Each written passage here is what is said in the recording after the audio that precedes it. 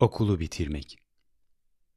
Okulu bitirdikten sonra hayatın sonraki bölümünde mutluluğu bulmak sanırım çok ender görülen bir şey. Buradan mezun olduktan sonra acayip sorunlarla karşılaşacaksınız. Savaş sorunu, kişisel ilişki sorunu, vatandaşlık sorunları, din sorunu ve toplumdaki sürekli çatışma.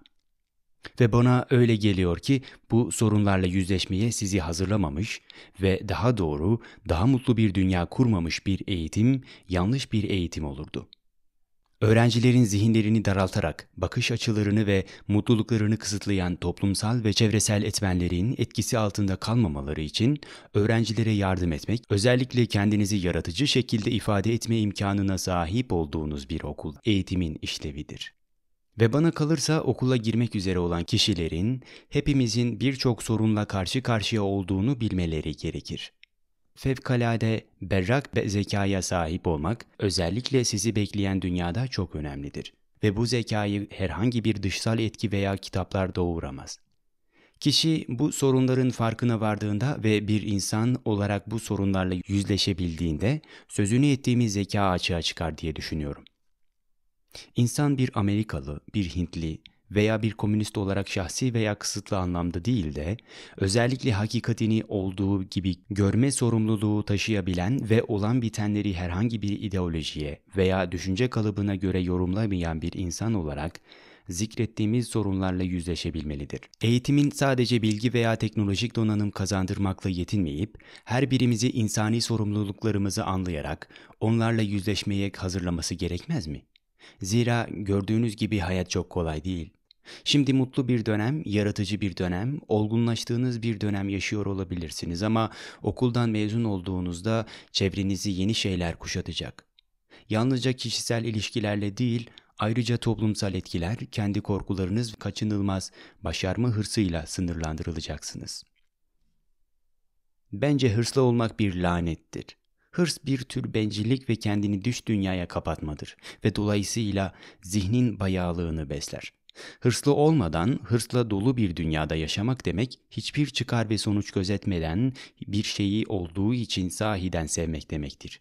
Ve bu çok zordur. Çünkü tüm dünya, bütün arkadaşlarınız, akrabalarınız, herkes başarmak, kendini tatmin etmek, falanca kişi olmak için çırpınıp duruyor. Fakat bütün bunları anlamak ve bunlardan kurtulmak ve sahiden sevdiğiniz şeyi, o şey ne kadar eften püften ve bilinmedik olsa da yapmak, sanırım içinizdeki yüce ruhu uyandıracaktır. Bu yüce ruh asla övgü veya ödül beklemez. Her şeyi o şeyin hatırı için yapar ve dolayısıyla bayağılığın etkisi altında kalmama kapasitesine ve gücüne sahiptir. Henüz gençken bu meseleyi anlamanız sanırım çok önemlidir. Çünkü gazeteler, dergiler, televizyon ve radyo sürekli başarıya duyulan hayranlığı vurguluyor. Bu yolla zihnin bayağılığını besleyen, hırsı ve rekabeti körüklüyor. Hırslı olduğunuzda ister Amerika'da, ister Rusya'da, ister Hindistan'da olsun sadece belli bir toplum yapısına kendinizi uyduruyorsunuz ve dolayısıyla çok yüzeysel bir hayat yaşıyorsunuzdur.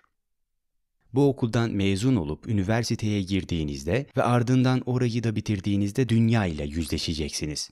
Ve o zaman bence önemli olan çeşitli etkilere teslim olmak, boyun eğmek değil, dünyaya daha fazla kargaşa getirmeyecek, büyük içsel güce sahip nazik bir ruhla onları olduğu gibi karşılayıp anlamak ve anlamlarını, önemlerini fark edebilmektir. Sonuçta bence hakiki bir okul öğrencileri aracılığıyla dünyaya mutluluk vermelidir.